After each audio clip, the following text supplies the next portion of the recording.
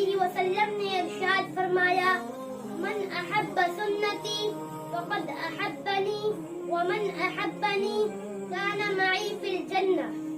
جس شخص نے میری سنت سے محبت کی اس نے مجھ سے محبت کی اور جس نے مجھ سے محبت کی وہ میرے ساتھ جنت میں ہوگا. سرما لگانا ایک سنت ہے.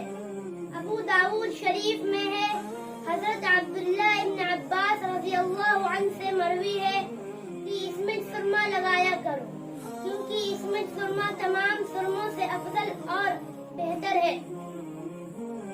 اور آپ لوگ بھی اس میں سرما لگایا کریں کیونکہ اس میں سرما آنکھ کی بینائی کو تیز کرتا ہے اور پلکوں کو اگاتا ہے. لہذا میں ارادہ کرتا ہوں کہ میں بھی اس میں سرما لگاؤں گا اور دوسروں کو بھی یہ بات بتاؤں گا. السلام علیکم ورحمۃ اللہ وبرکاتہ.